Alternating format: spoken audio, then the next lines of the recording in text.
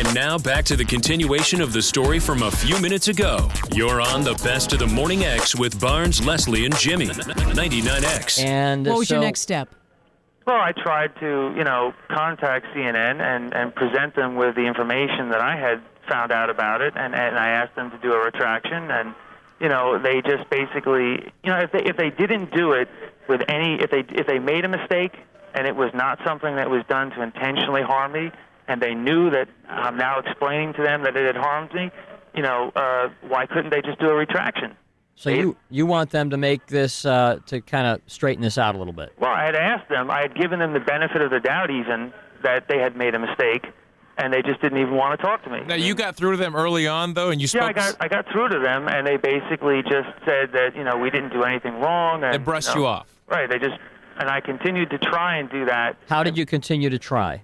I wrote letters. I sent them the letters from the dentist. The dentist sent me a letter explaining that they thought the product was good and was useful, and that they were not given the instructions, they were not given a package, and therefore they made a premature evaluation of the product. And then they just started, ignoring all your letters? For 2 years.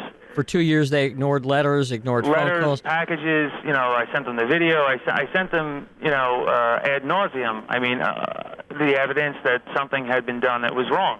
At what point did you start losing your cool? Well, in '98, I had been told by Ted Turner's personal secretary that, that finally this was going to, pay off in the event that, Ted Turner was going to personally look at this situation and try to resolve it, and then I should send a package of information and he would go over it.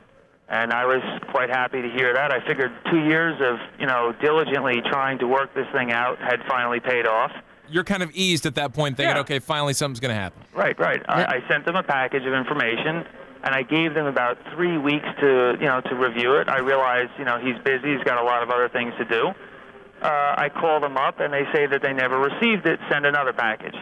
So I sent another package, Federal Express, and I called to follow up, and they said that now they never received it, and they basically sent me to the security, Thomas McCormick, and he basically began to tell me that they have the right to ignore me, they have the right not to listen to me, and they basically don't care, about the situation. Now, is this after the fax machine episode? This is before. Okay, so and that was actually what set it off. Is he had asked me to explain to him why I was calling, and I said, I was told to send this information, and I provided it, and now you're telling me that you don't care whether you've received it or not, and after 2 years of trying to work with these people in a manner in which we could resolve it.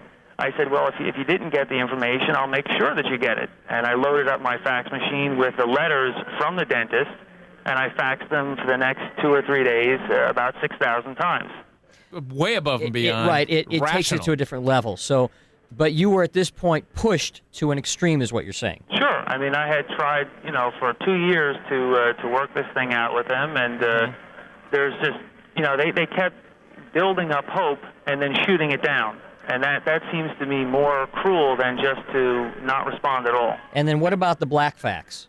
That came sometime later after I was tired of sending them the evidence. Then I just sent a couple of black pages, which seemed to work just as well. What does that do when you fax a black page? It drains the ink from the machine. And you had looped it or something so that it was just constantly faxing black pages to their fax machines, draining their cartridges. Their cartridge. At this point, it was just to get some kind of You're attention. Antagonizing them now. Were you trying to antagonize them? I was giving them a little bit of their own medicine.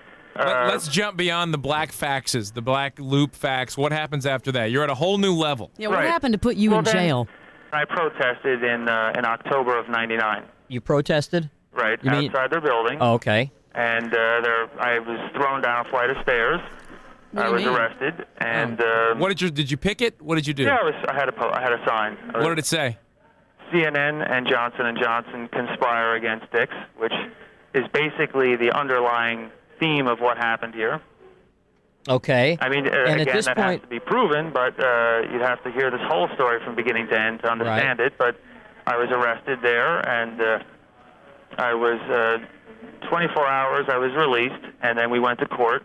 And I figured this is it. And this was civil disobedience. This worked, and we'll get an opportunity to explain it. They postponed it. We went back another month. They postponed it. We went back another month, and they postponed it and threw it out of court.